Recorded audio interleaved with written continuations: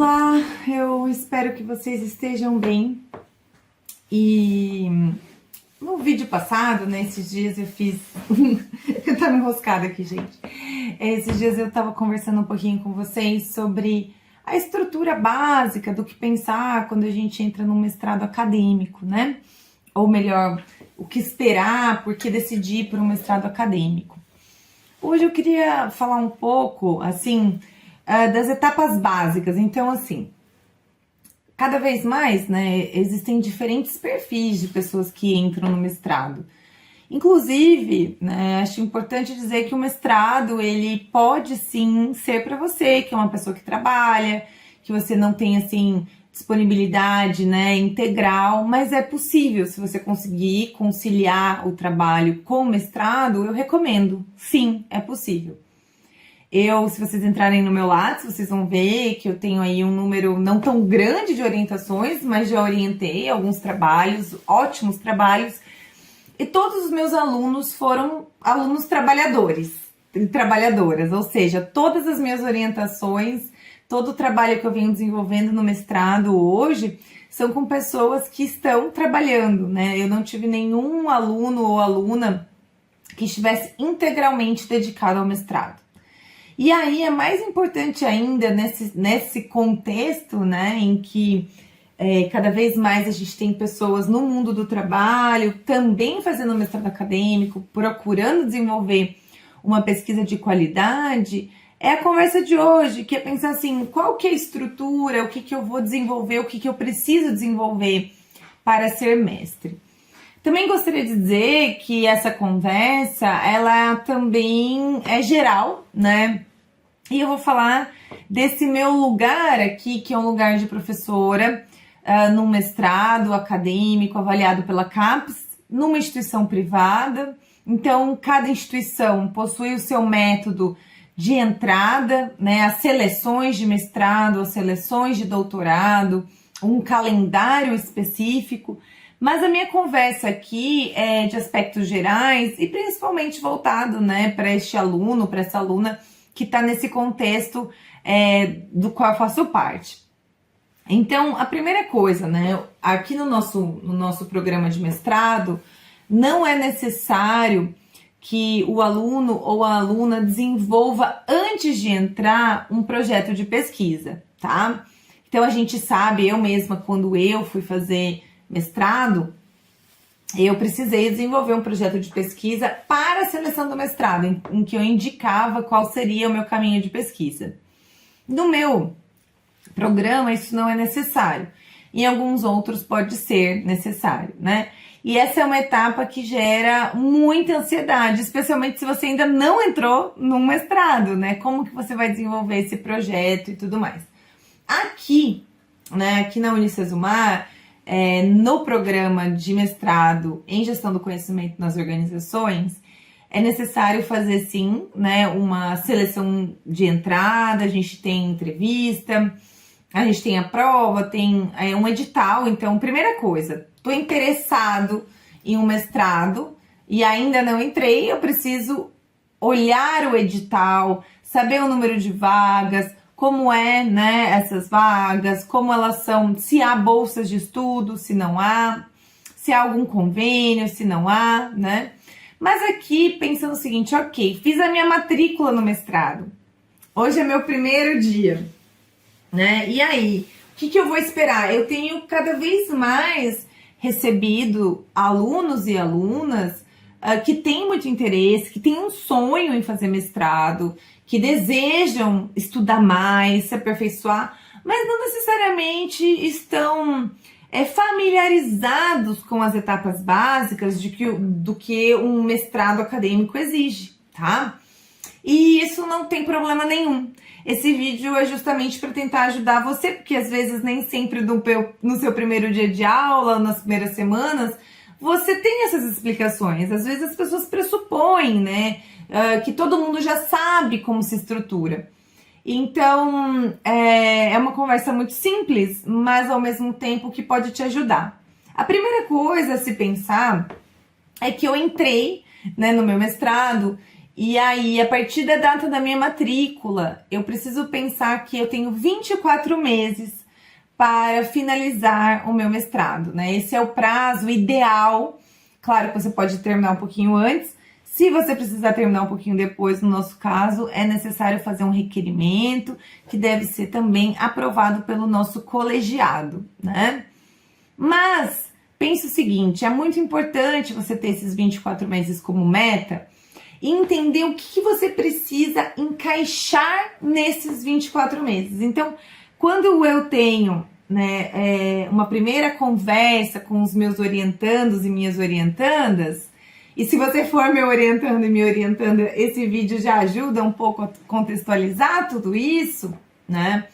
É muito importante a gente fazer quase que um calendário reverso, ou é muito importante que a gente saiba assim, ó, nesses 24 meses, o que eu vou ter que realizar, principalmente para você que trabalha, para você que tem filhos, filhas, família, cuida de um ente querido, cuida de uma pessoa, exerce função de cuidado, né, na sua família. Ou seja, quanto melhor estruturado e organizado você estiver, você estiver desde o começo, menos dolorosa e traumática, né, essa experiência.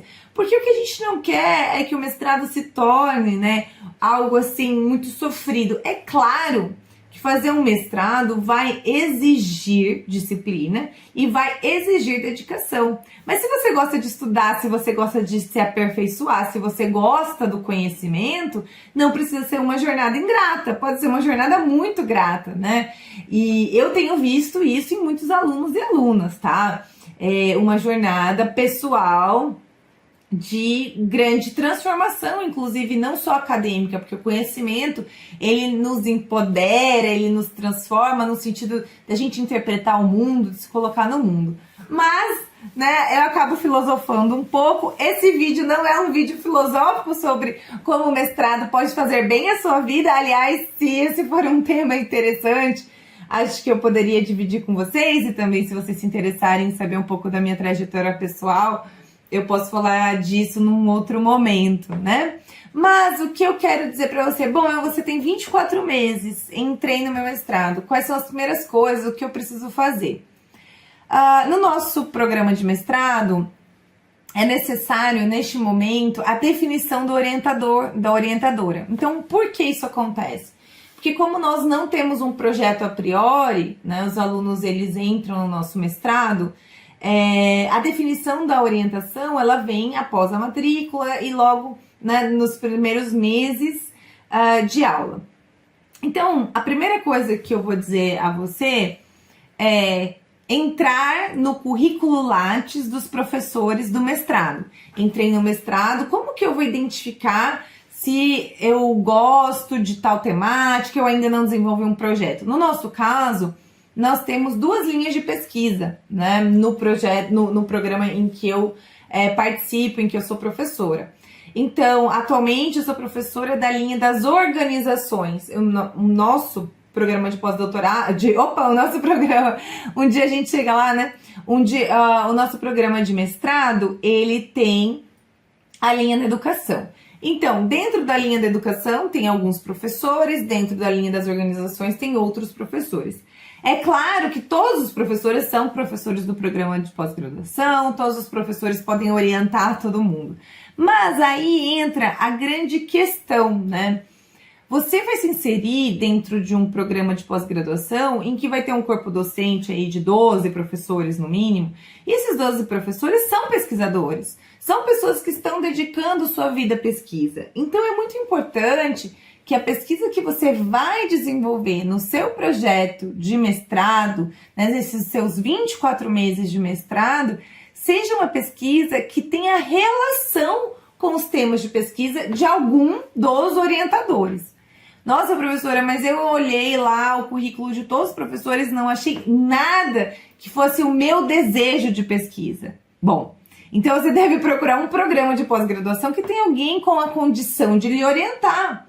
Né? Por quê? Porque o orientador, é claro que nós vamos nos adaptar muitas vezes, mas a gente não pode fugir da nossa área de entendimento, de profundidade. Por quê? Porque é justamente o fato de nós já termos uma profundidade em determinada área que nos permite também sermos bons orientadores, indicar caminhos de pesquisa. Eu acho que seria interessante, num outro momento, fazer um vídeo só sobre a orientação, o que esperar, o que não esperar da orientação. No meu caso, eu acho importante destacar que é muito importante ter uma relação cordial e de amizade, mas é sempre uma relação também profissional, né? Eu acho que esse é um ponto importante para ser colocado. É uma relação de 24 meses, em que há uma orientação, em que há a construção de um conhecimento. Esse conhecimento ele é construído em conjunto e há limites também para o que o orientador vai fazer e aquilo que o orientando vai fazer. A gente ainda vive num modelo assim bastante artesanal, né, de ensinar a fazer pesquisa. Cada pesquisador, cada professor ensina o seu jeito, o que funcionou, o que não funcionou.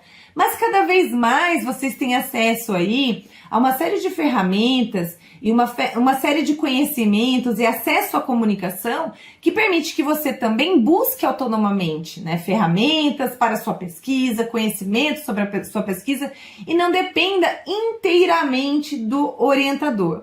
Mas o orientador, aí depois eu acho que a gente pode realmente se dedicar mais ao papel do orientador. O orientador tem um papel, inclusive, burocrático, né, dentro da instituição. Ele é o responsável ali por sua pesquisa, ou melhor, corresponsável, porque o responsável verdadeiro pela pesquisa de mestrado e de doutorado é o próprio estudante, né? Então, isso é um ponto muito importante.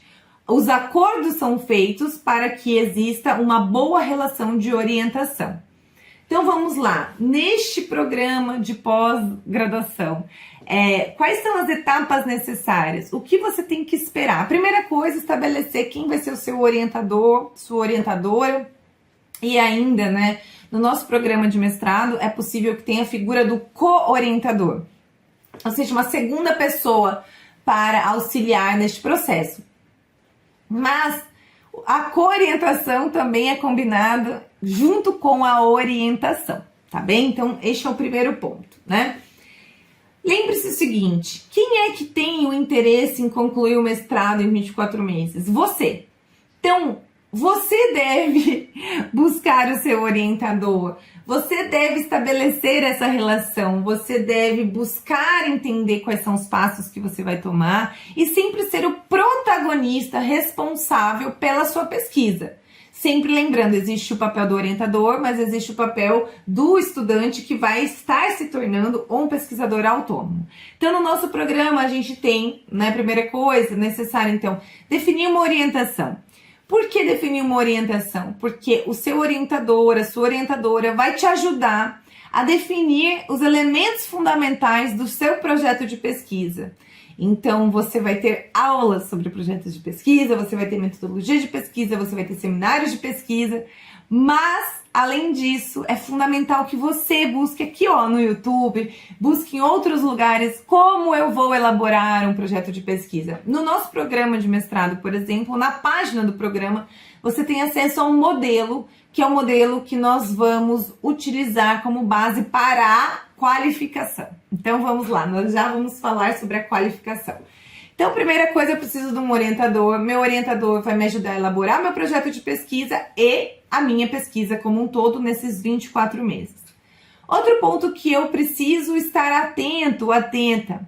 Qual é a quantidade de créditos que eu preciso fazer? Quantas matérias eu preciso fazer? E qual é a estrutura de disponibilidade ou de oferta dessas matérias ao longo do meu mestrado? Então, eu vou dar um exemplo para vocês, tá? Eu sou professora, por exemplo, da disciplina de Políticas Públicas e Gestão do Conhecimento. Essa disciplina, ela é ofertada uma vez ao ano, certo? Então, você precisa se programar. Se eu quero fazer essa disciplina, se essa disciplina é fundamental para o desenvolvimento da minha dissertação, se eu quero ter contato com essa disciplina durante a minha formação, eu preciso já, quando eu entrar no mestrado, né, identificar em geral quando essa disciplina é ofertada. Outro ponto fundamental, eu preciso identificar quais são as disciplinas que são obrigatórias Metodologia de pesquisa é uma disciplina obrigatória. No nosso programa, ela é ofertada 2 vezes ao ano, se eu não me engano. Tá? Então, as minhas disciplinas obrigatórias, elas são ofertadas quantas vezes ao ano neste meu programa de mestrado? Então, eu preciso fazer aqui, ó, as minhas anotações. Quais são as disciplinas obrigatórias que eu preciso fazer? Quando elas são ofertadas? E quando eu consigo fazer elas, principalmente se eu sou um estudante, que sou também um profissional, que também estou no mercado de trabalho. Isso é muito importante, gente, porque vocês têm 24 meses para finalizar o mestrado, mas existem etapas a serem cumpridas. Dentre essas etapas, nós temos a partir, né, de 12 meses ou até 12 meses, o prazo para que você faça uma banca de qualificação.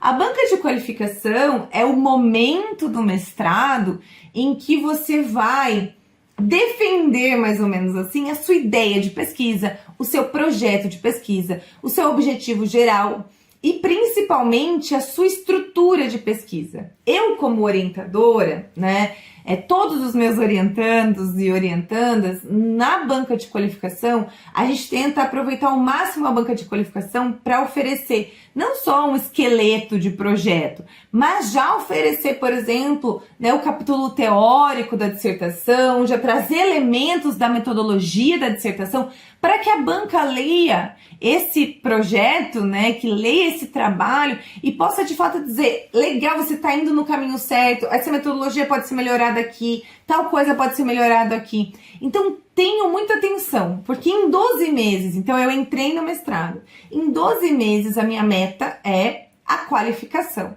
Ou seja, no nosso caso, em que o nosso aluno ainda não entrou com o projeto pronto, o nosso aluno ele tem esses 12 meses para encontrar o orientador, a orientadora e desenvolver com o orientador, a orientadora esse início da pesquisa, que vai ter os passos básicos de um projeto de pesquisa, mas em geral já vai ter ali um capítulo, né, da dissertação, um capítulo de discussão teórica, uma revisão sistemática de literatura. Aí isso vai ser entre você, o seu orientador, e depois o que a banca vai trazer, né? Então, veja, entrei no mestrado, eu defino o meu orientador e minha orientadora, eu já começo a trabalhar no meu projeto de pesquisa, eu já começo a trabalhar no meu levantamento bibliográfico e eu já fico atento à quantidade de créditos que eu preciso fazer. Outro ponto muito importante, cada programa de mestrado vai ter um regimento próprio com alguns pré-requisitos. Então, por exemplo, para que eu possa qualificar em 12 meses, no meu programa de mestrado, eu tenho uma quantidade específica de créditos que os alunos já devem ter cursado. Ou seja, né, eu não posso entrar no programa e simplesmente falar, eu vou fazer as matérias lá no final. Não é possível, porque para cumprir a etapa, né, da qualificação, é necessário que eu já tenha cumprido, então, créditos. Se você é um aluno bolsista, se você é um aluno, você vai ter um regimento também. Provavelmente você já vai ter que ter enviado pelo menos um resumo expandido para um evento, participar de algum evento científico, alguma amostra científica dentro da própria instituição. Então, é muito importante mesmo. Entrei no programa de mestrado. Eu preciso acessar os documentos. Qual é o regulamento deste programa de mestrado?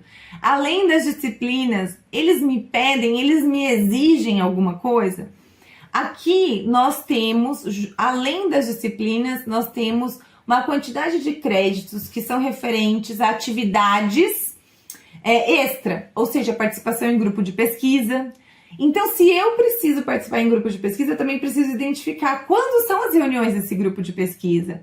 E aí, se eu sou um aluno, um estudante trabalhador, eu já preciso também me organizar em relação ao banco de horas, em relação ao meu trabalho, para que eu possa participar de algumas dessas reuniões, de um número X de reuniões. Isso vai depender aí daquilo que vai estar no regulamento. Se você precisa de fato cumprir horas extras, você precisa estar atento que a pós-graduação, o mestrado, ele não consiste só apenas nas horas em sala de aula. Eu preciso estar também participando de grupo de pesquisa, de grupo de estudo, participando de eventos científicos, ajudando a promover eventos científicos na minha instituição, né? Então, leiam o regulamento e se organizem. Eu preciso de um número tanto de atividade extra. Como que eu vou cumprir essas atividades extras? No nosso caso, né? Nós estamos em Maringá. Aqui, nós temos a nossa universidade e outras universidades. Eu posso participar de eventos em outras universidades. Isso é interessante, isso é bacana, isso é necessário.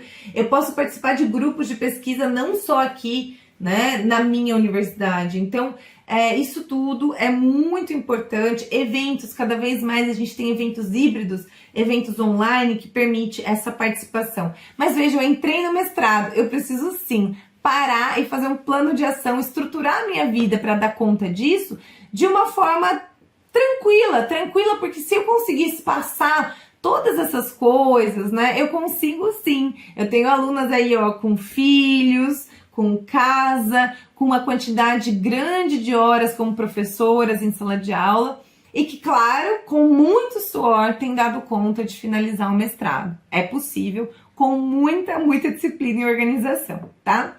Então, a etapa, né? Eu fiz a minha banca de qualificação, eu fiz os créditos, eu fiz as atividades extras e eu desenvolvi uma pesquisa. E aí chega o momento da defesa da dissertação. Então, a defesa da dissertação é aquele momento em que nós temos membro interno, membro externo, em que o seu trabalho vai ser lido, em que o seu trabalho vai ser avaliado, o seu trabalho vai ser discutido, visando sempre, né, um trabalho academicamente, cientificamente de qualidade.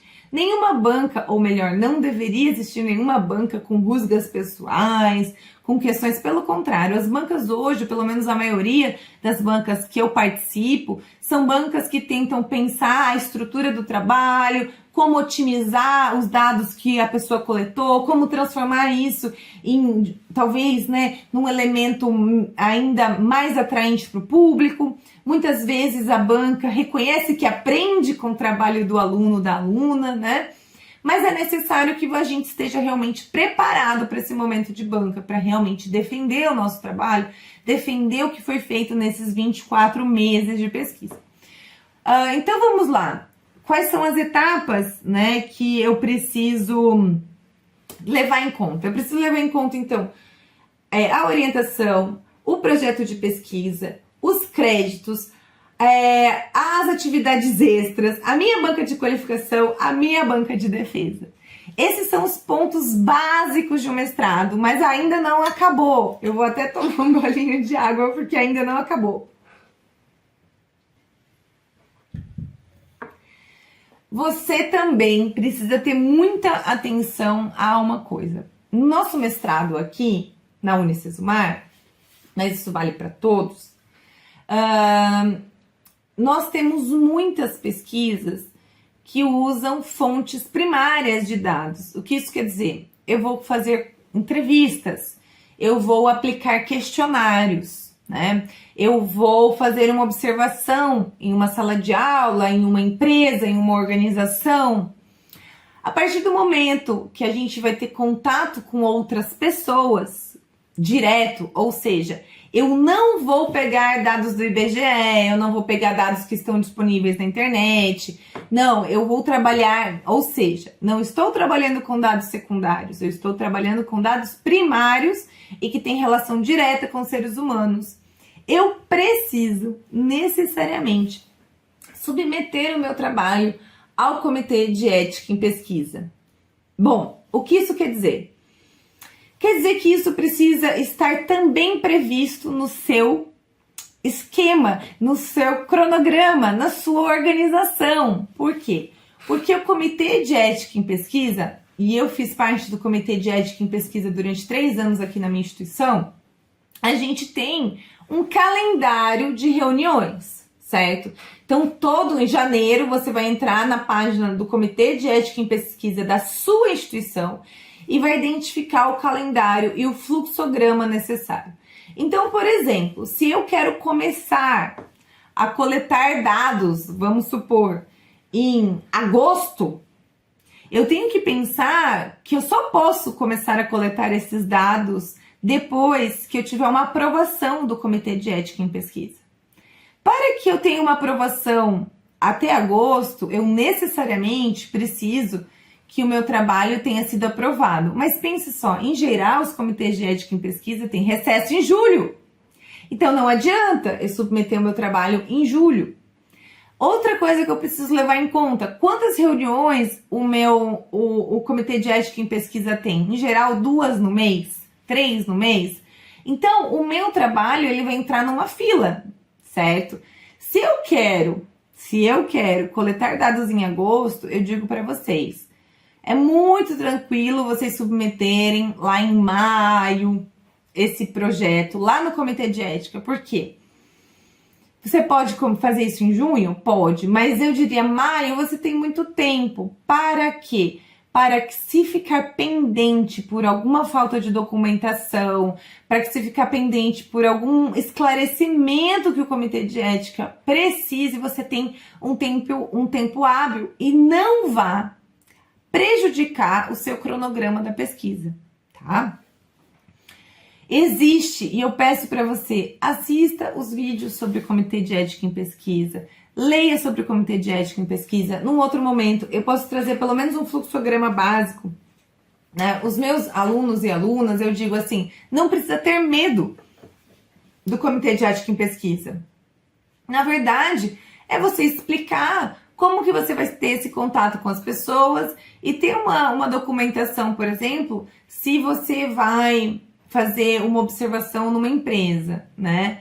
Então eu preciso mostrar que a empresa está ciente disso. Eu preciso de um documento de autorização do local. Mas se você é aluno, né, da Unicesumar, se você entrar na página do Comitê de Ética em Pesquisa da Unicesumar, ou melhor, se você é de qualquer universidade, você pode entrar na nossa página e olhar lá, que lá nós temos modelos de documentos para tudo que é necessário para o Comitê de Ética.